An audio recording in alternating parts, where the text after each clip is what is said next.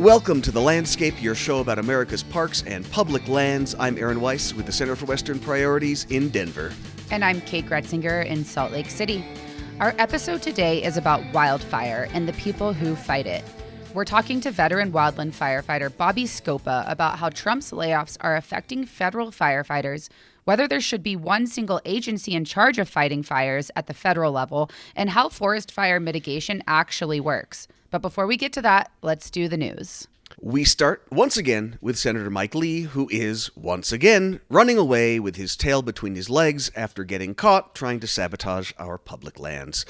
Following swift public backlash, Senator Lee withdrew an amendment to the Interior Department Appropriations Bill that would have paved the way for the downsizing of the national park system.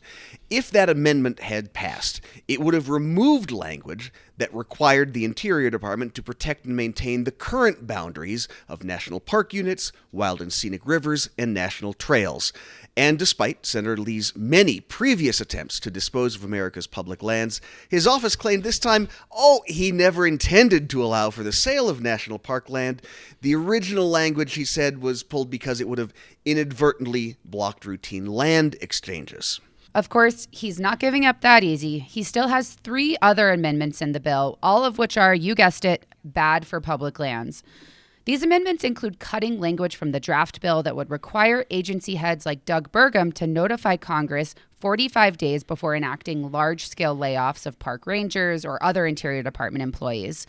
Cutting language that would require agencies to spend money as Congress intends it to, and striking out a provision that would make it easier for federal agencies to partner with youth and conservation core groups to do stewardship projects on public lands. The Senate left for holiday recess on December 19th without finalizing the spending package after Colorado Senators Michael Bennet and John Hickenlooper held up the process by demanding protections for the National Center for Atmospheric Research, otherwise known as NCAR, in Boulder, Colorado. Since the appropriations process isn't over yet, there's still a chance Lee's amendments may get pulled when the Senate returns in January, especially if we make some noise about them. And here's some disheartening news that pertains to this episode. More than 20,000 employees have been fired or left the U.S. Department of Agriculture since January. That is, of course, largely driven by the Trump administration's deferred resignation program, according to a government oversight report obtained by Politico. These departures occurred across all 50 states and U.S. territories.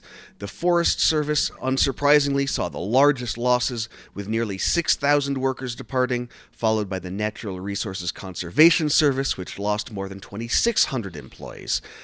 So with that, let's roll this tape from our interview with Bobbie Scopa to hear how those losses are impacting the federal firefighting service. You will also hear from our colleague Lauren Bogard, who stepped in for Kate in this conversation. Our guest today is Bobbie Scopa. She is a former forest fire chief with the U.S. Forest Service, and now she's part of the nonprofit group Grassroots Wildland Firefighters. She's also an author and a podcaster. Bobbie, welcome to The Landscape. Thank you so very much for having me. So you spent 5 decades, just about 5 decades, as a firefighter. We could, of course, spend this entire episode just recapping your memoir, but give us the highlight reel of your career to get us going. Well, briefly, I started out as a seasonal wildland firefighter for the U.S. Forest Service. From there, I went to the state forestry agency, the local state forestry agency. Then I went to a fire department for 15 years, went back to grad school, then came back to the feds and worked for the Bureau of Land Management as well as the U.S. Forest Service. And during that time, I got to, and I say I got to because it was a privilege to go fight fire all over the place. I was from Alaska to Florida and spent a month at New York City after 9/11 working at the pile. Australia, Canada. So I feel pretty privileged to have had an opportunity to fight fire all over. You're officially retired now, but I understand your work now is with this group, Grassroots Wildland Firefighters. They include both active and retired firefighters. How is work for firefighters going under the Trump administration? Well, it's a mixed bag. So for the last 4 years, maybe, we have been working on getting the firefighters a pay raise because if you were on a large fire anywhere in the country and they were federal firefighters, they would have been the lowest paid employees on the fire. I mean, you would have had people emptying the porta potties making more, and people doing the laundry, they would have been making more. So it's better than it was. Something that we've been working on for years finally got signed permanent. Biden made a temporary raise, gave a temporary raise to the wildland firefighters, federal, and that was made permanent. We got a bill through Congress that was passed early this year. So that is good. However, I would say everything else isn't so good. The firefighting organization, the federal firefighting organization, requires all of the logistical support to keep it rolling, to keep those fire engines and those hotshot buggies rolling. It requires a plethora of people back home. And so those people, those staffs were decimated since the first of the year. That impact on the staffs is affecting everything in the agency, and it's affecting our wildland firefighters. So it's pretty difficult. Morale is low, recruitment is poor, retention is poor, and to be honest, that may be part of the reason actions that are being taken by the administration. If you make things miserable enough for people, they won't want to work for the federal government. Given all that, it just makes me grateful that you and others at Grassroots Wildland Firefighters are in this. Anybody that's able to help get legislation passed through Congress deserves a big pat on the back. But, one of the reasons we wanted to talk to you today is that as part of your work with the organization, we understand that you just recently completed an analysis of hazardous fuels reduction work, which includes thinning overgrown forests, clearing brush, conducting prescribed burns to decrease the amount of vegetation that will then feed dangerous wildfires, and specifically on U.S. Forest Service lands. Your analysis shows that hazardous fuels reduction work is down 38% since January 2025, when the DOGE cuts to staff and resources began. So why is that? Well, there's probably multiple reasons, and I might not even, there might be some I don't even know, but I can tell you what some of the reasons are. I mentioned that logistical support staff at home that support the firefighters. Well, imagine that some of those people that lost their jobs were probably contracting officers. Well, a lot of the fuels reduction work that takes place on national forests is done by contractors. The firefighters can't do it all, especially when they're busy fighting fires. And in the last 20 years, the amount of work that the firefighters can get done on the ground separate from firefighting is getting harder and harder because they're busier and busier on wildland fires. So a lot of that work is done by contractors. And the contractors may come in with mechanical equipment, heavy equipment, come in and harvest some of the small trees or cut down some of the small trees, harvest the ones that have some value, open up and thin the forest. The forest remains. Then they may come in, and it's the same for our people, and they come in and underburn or they pile the underbrush that's left. Well, those contracts cannot go out unless there's a contracting officer who's certified and knows what they're doing, because this is big business. It has to be done properly and according to law.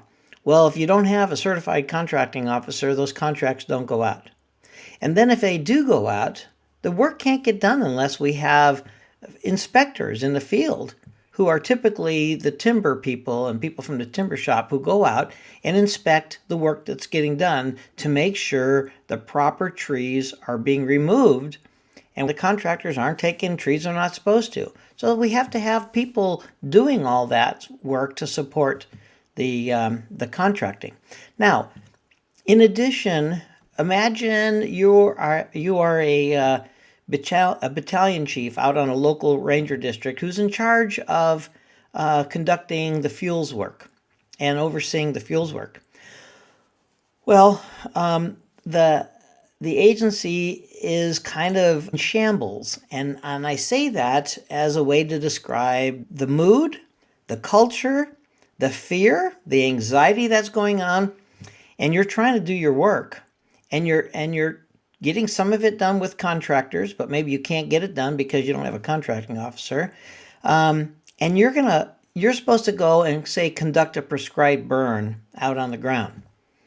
Now, you're responsible and you're liable to make sure that when you light the woods on fire, it's done in a controlled manner, it's done safely, you have all the resources available that you need. You have to be very careful in this activity. Now, you might have lost some of your employees. Some of the other people in your co-workers who might help with prescribed burning, they might have lost their jobs. They're laid off. And now we're expecting them to have everything lined out and everything right. I mean, when you start a fire in the woods, you better make sure everything is set. It's like a pilot taking off with a plane full of passengers. We follow a lot of the same kinds of rules, and we have a lot of the same kind of language as the military and airline pilots in terms of attention to detail and risk management. I've used this analogy before. It's like we're pouring sand into the gearbox and then expecting the gears to move smoothly. So even if you have a contracting officer to get the contracts out, you're still short of personnel now.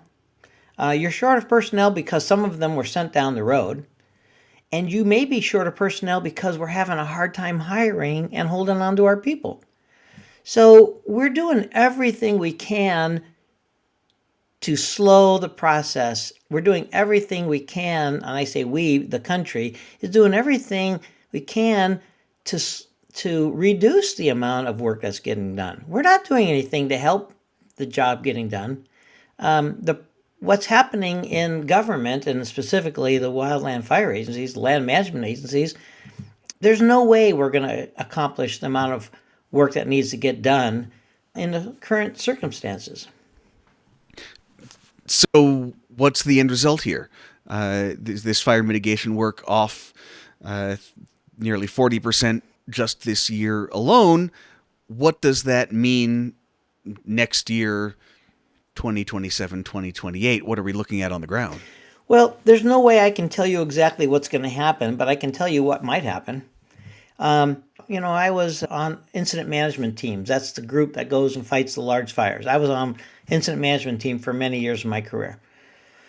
So when I was the operations section chief for the last, 10 or more years, 15 years of my career, when I'm an operations section chief in charge of the fire operations, in charge of the firefighters on a large fire, and I'm trying to come up with a good strategy to fight this fire that we're going to be successful and protect this municipal watershed, or protect this subdivision, or protect this private timberland that's so valuable to the communities. I got to come up with a strategy of how we're going to do it and where we're going to do it. What ridgetop are we going to fight fire on? If there has been fuels reduction projects, whether it's prescribed burning or thinning or any combination of that, those are the places I'm going to go to fight the fire. That is where I know I have a better chance of being successful to fight the fire. I can't go and be successful in an area that hasn't been thinned, that is really overstocked, it has a lot of underbrush. Our chance for success there is diminished. Now, if those fuel reduction projects were being conducted to protect remote communities, or the WUI, Wildland Urban Interface, if they were being done to protect private timberland, municipal watersheds, those were all places that we put priority on fighting fire. So when we're short of resources and we're trying to prioritize where we're going to send the firefighters, we send them to those locations, the WUI and the municipal watersheds and that sort of thing.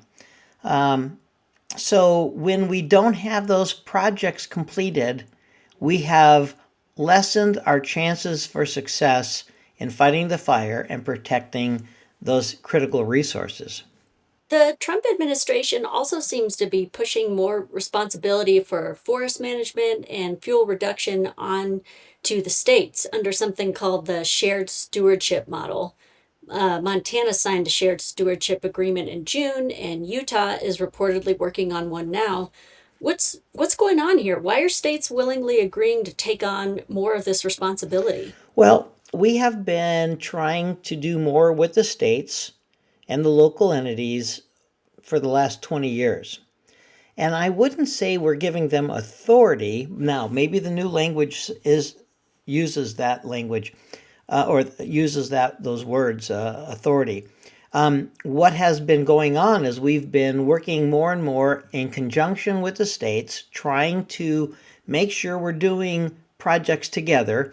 Now, that's giving them more authority, but not necessarily more responsibility. So there's a fine line, and I haven't seen the language being used in this latest direction. But we've been doing more and more with the states and the local agencies over the years. Now, one of the things I didn't mention is one of the things that, I talked about contracting officers, and a lack of contracting officers can affect how much work we can get done. Well, in addition to that, we still have the National Environmental Policy Act, NEPA. Now, as long as we have NEPA, we have to do an environmental review. Now, if we're missing fish biologists and wildlife biologists and soil scientists and geologists and all the folks that have to go out and make sure that when we're going to do a project, it's going to be done right. Well, that we can't do the project unless it's signed off, that those folks have looked at the land and given us their perspective on how we, maybe we move, maybe there's some Indian ruins that we didn't know about. And so if there's an archaeological site, then we put the lines around that so we don't impact on that.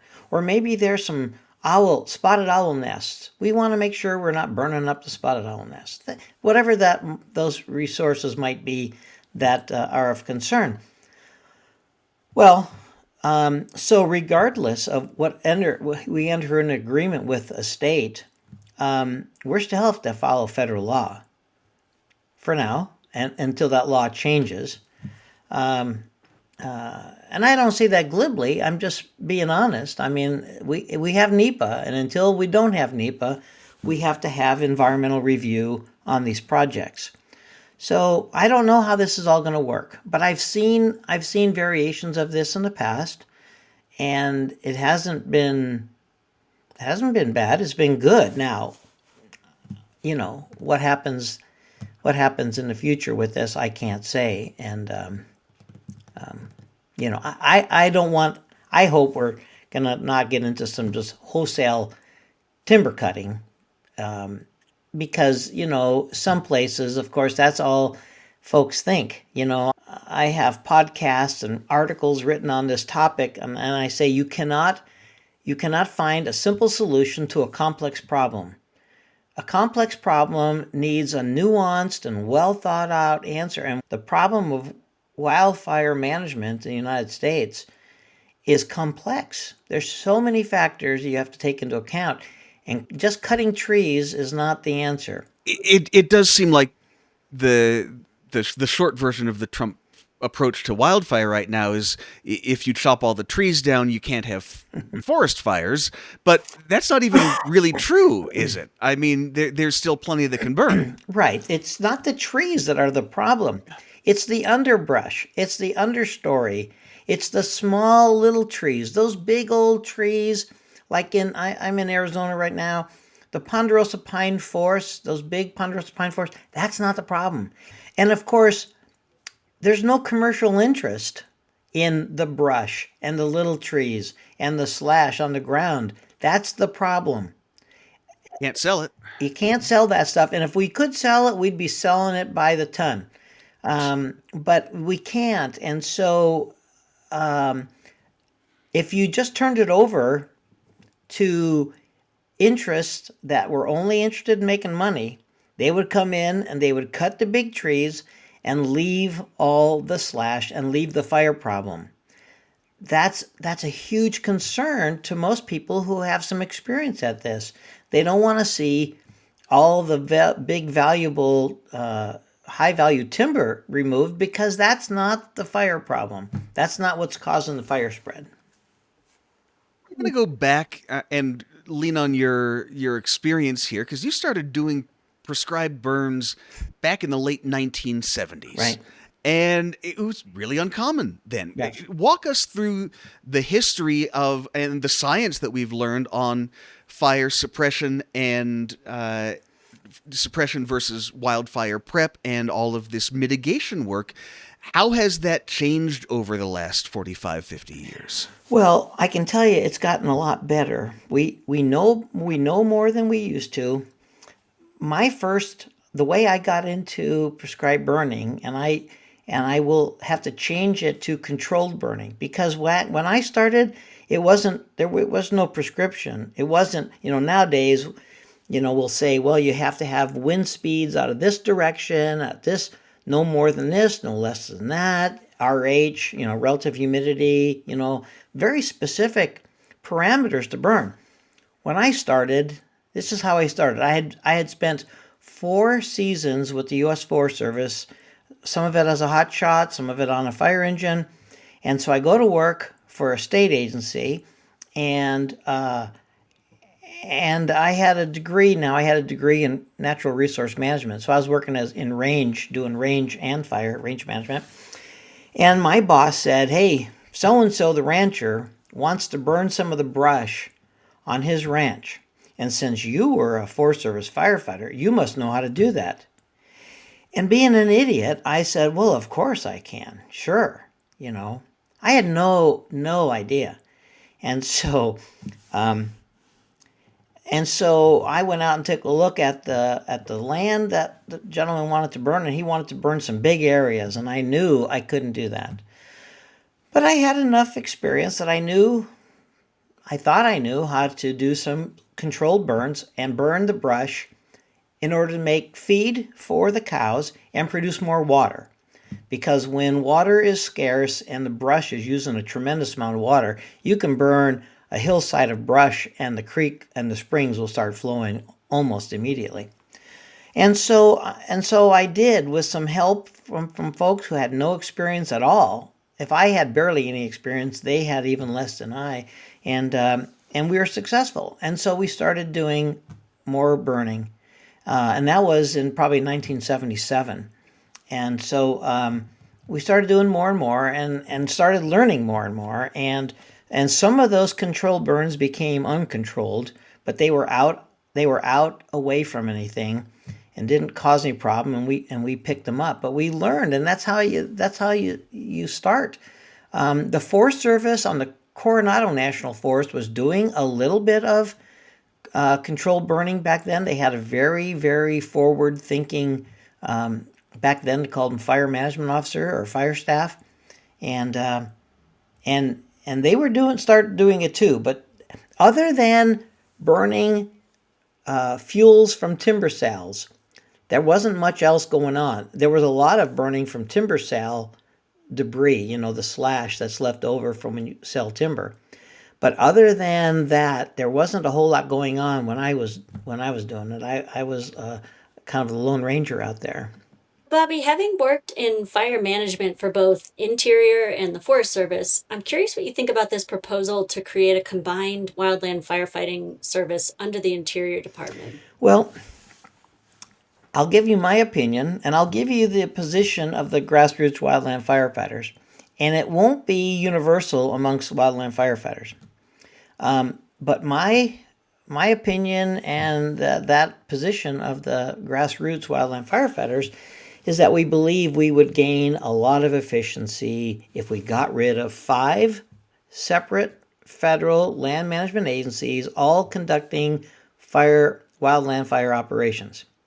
Now, if you were out in the field, and there was a fire that was included Bureau of Land Management land, Park Service, Forest Service, state, lands, you wouldn't see a huge inefficiency other than you might get more rigs showing up because of multiple agencies, but everybody knows how to work together. Everybody goes from agency to agency, switching careers, as you move up. So on the ground, you wouldn't see a huge difference. Maybe fewer overhead, fewer supervisors showing up, because I worked in a place that had BLM, Forest Service, and a county fire department, and we would all send a battalion chief to the scene of a fire with all of our each individual agencies. It was overkill because everybody had to have their finger in the pot, So that didn't cause a problem, but it was inefficient. Where the inefficiencies come is that we have different rules and regulations and policies from one agency to the other. Now it's gotten a little bit better, but I can tell you, in my career, I would be when I was a forest fire chief, we would hire someone from another agency, and we would hire them as, say, a battalion chief or an engine captain, and my training officer would be looking over their qualifications and say they're not qualified to be a battalion chief. I'm like, what are you talking about? They were a battalion chief back where they came from. Yeah, well, they didn't meet our requirements. So now we're scrambling, trying to get someone qualified to work in the job that we just hired them to do. They were doing back at their other location. There's things like that. Hiring processes are all different. I worked for a fire department that we ran past other fire stations from the other jurisdiction to get to our jurisdiction. Stupid things like that happen. It's ridiculous, it's senseless, it's inefficient, and that goes on. So there's a huge amount of inefficiency. Like, why do we need 5 different agencies to do the same thing? On this side of the fence is one agency, and that side of the fence is the other. So my personal opinion and opinion of Grassroots is that we need to find efficiencies and bring them together. What about the theory versus the practice in this particular moment? I'm just thinking about, there's no BLM director right now. The undersecretary who's supposed to be overseeing the Forest Service is instead at the Interior Department overseeing policy management and budget. We know there's been a massive brain drain of career experience across all of these agencies, starting with DOJ, but then the voluntary buyouts and everyone who has left.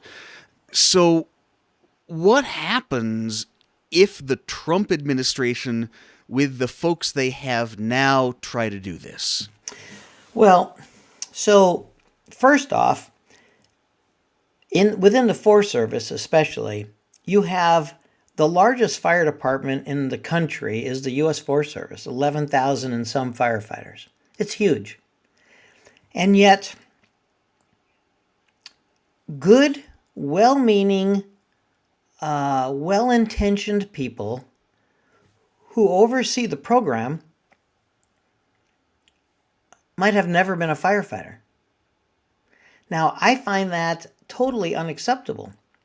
You can't have someone who comes from administration, who maybe was a fish biologist or a geologist earlier in their career, move their way up and is an administrator and now is in charge of fire management. And that's what we've had in the Forest Service and in large part the other agencies as well. We tend not to value the leadership lessons and the leadership qualities that people get and as they develop within fire. And so the fact that all the brain drain, as you call it, is true, that's happening. The impact it's having on fire, I don't know, because I haven't had a lot of faith. I hate to say it. I like the people that I've worked with and know well. I don't have a lot of faith in their leadership as it pertains to running a fire program. While we're talking about the brain drain, what have you seen or heard in terms of red card holders? These are the folks who, firefighting might not be their primary job, but they are certified to assist in fire operations in some way, whether it's on the fire lines or logistical support or communications or whatever. Right. How many of those folks are lost, and how is that affecting preparedness right now from what you can see? Well, we have lost a tremendous number of people. Either they've been removed for whatever terminology we call it, but they've been removed. We have people who've taken the buyouts, and those people, as you say, many of them had red cards. Now, those red cards, those people may be qualified to be a firefighter, so we use them on prescribed fires. They may be firefighters that we use to fill in on hotshot crews and engines when we're short-staffed. That now maybe those engines aren't qualified to go out because they don't have enough people. Same thing with hand crews and hotshot crews, that sort of thing. An incredible impact that we're having, though, is those folks who are on the incident management teams. They may be working in the planning section, getting the maps out. They may work in logistics, making sure that the meals are appropriate and running the logistics section and supply. We expected that we would have fewer teams available this year. Now, what happened was we didn't have our season wasn't such that we had as many team assignments as we would normally have. So we don't know if we end up having a season next year with a lot of team assignments, incident management team assignments. We may find, and what I know from hearing from team members is we're short teams. We had many fewer teams this year. But we didn't feel it because there weren't as many team assignments. So what we're doing is we're paying Peter, stealing from Peter to pay Paul. People from one team are going to another trying to fill holes. And that's okay when you're not terribly busy. But when we start to get busy, those teams are going to have to stand down. And what happens then is that we take folks who are not qualified at the complex level, and we make them, we take a team that hasn't got the qualifications, we put them up to take a fire that really it should be someone with higher qualifications to manage. And now we're putting people at risk, the people who we gave that responsibility to. It makes them liable. It puts the firefighters potentially at risk. It's just a bad deal. Fair to say that it's been a chaotic year for anyone who works in fire management, starting with the firing of thousands of probationary employees back in February, as some of those folks were like the ones Aaron mentioned, where they may not be firefighters specifically or exclusively, but had red cards. So I just wonder if you could share a message directly with the folks who are working in fire management at Interior and the Forest Service right now, what would you want to tell them? God bless them for having the desire to work for the land management agencies. I don't think most people, especially if you have an opinion about federal employees that may not be real positive, I don't think people recognize just how dedicated these folks are. My experience is no matter what your job is, you may be a clerk at the ranger station out in the field, but you're connected to that land through the people that you're helping. If you're a biologist, a silviculturist, a timber marker, regardless what your job is, these people are dedicated. They don't make great wages. They oftentimes live in high rent areas, so they're having to pay a lot more for a home. They're doing it for the love of the land.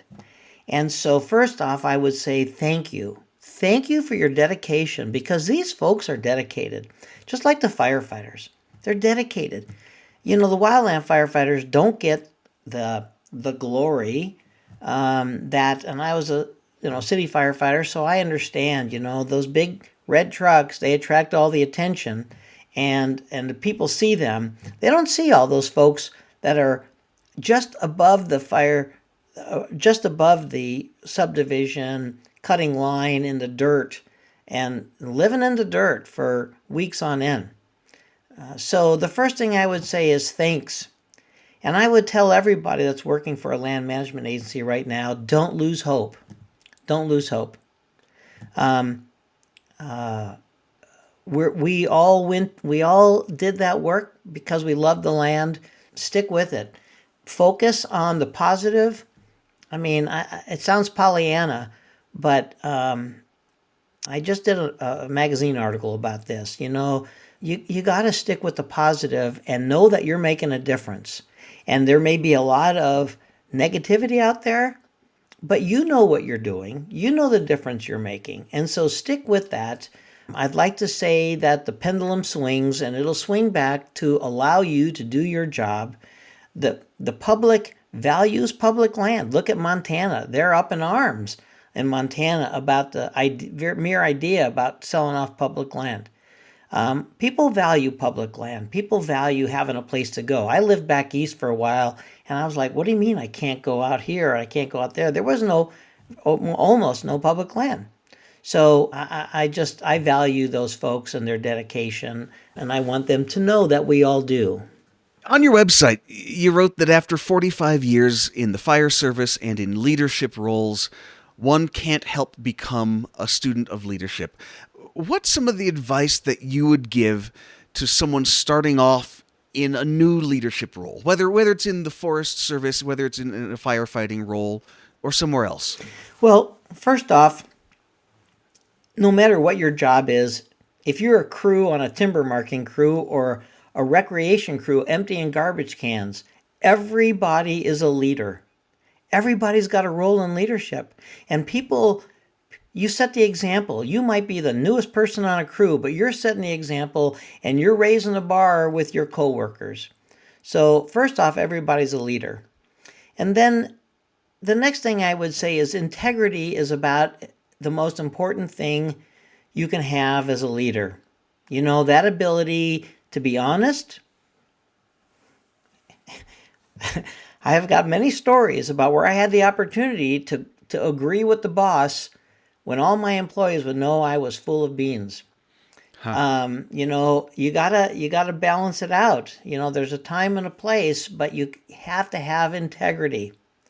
And then the third thing, and I would say, is that you cannot be a good leader unless you know your employees, and you can't know your employees unless you know yourself. Self-awareness is so critical to being a good leader, because if you don't have self-awareness, you don't know why that employee is pissing you off so bad. And if you have a little self-awareness, you might understand that, when that person says a certain thing, it's poking at something inside of you. So self-awareness is so, so important, and it helps you have integrity, and it helps you make those tough decisions that might be uncomfortable, might get you in a little hot water from time to time, but it's so important. Given the breadth of your career, I'm sure we could ask you many more questions, but I want to see if there's anything you'd like to share that we didn't ask you about.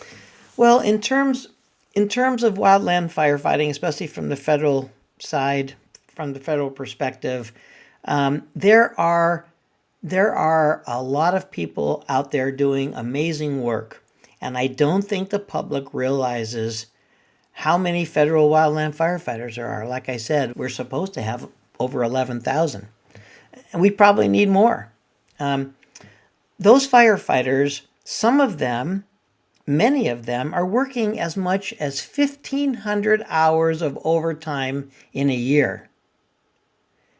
Now, we're not talking about 1,500 hours of overtime in the office or in the warehouse or at the hardware store. We're talking about work that requires these folks to be breathing smoke, breathing dust, and living in the dirt. And when I say living in the dirt, I mean that literally they're cutting fire line in the dirt, sleeping on the ground. And they're doing that for months on end. They're missing their kids' birthday parties. They're missing weddings. It's a tough job. And they don't get paid enough now. They're doing better now than they were. But 1,500 hours of overtime a year is unacceptable. It's unsustainable. We need more firefighters so they don't have to work so much. A city firefighter has a schedule. Now, when they go to a wildland fire, they're subject to working 16-hour days, and they're gone for 2 or 3 weeks as well. But day to day, they've got a set schedule. Our folks, they start out having a set schedule, and as soon as the smoke is going, they're gone, and they're gone for weeks at a time in the dirt. We need to do better for them as a career, or well, otherwise we won't have them. It's a great place to leave it. Bobbie Scopa is a retired U.S. Forest Service forest fire chief. Her book, which we have a link to in the show notes, is Both Sides of the Fire Line, Memoir of a Transgender Firefighter. Bobbie, thank you so much for joining us. It's been fabulous. Thank you. I really enjoyed it. Here's a little good news to end the episode. Mexican wolves are finally making a comeback. After being extirpated in the 1970s, they were reintroduced to the Southwest in the late 90s. Now there are close to 300 wolves roaming Arizona and New Mexico. Unfortunately, this growth has some lawmakers, Paul Gosar, calling for their removal from the endangered species list. But scientists and advocates say that the population has not hit official recovery targets yet. And because today's wolves are descended from just a few animals, genetic diversity is also a concern. So it's way too early to pull those protections if we want to continue seeing this success. Well, that is it for today, folks. We made it through 2025. Thank you for sticking with us. I know it has been a roller coaster of a year. All of you fought back each and every effort to sell off public land, so that is something truly to celebrate as we move into 2026. As always, say hello, share your feedback with us, podcast@westernpriorities.org. I hope you have a very happy new year. Thanks again to Bobbie Scopa for her time today, and thanks to Lauren for filling in for me, and thank you for listening to The Landscape.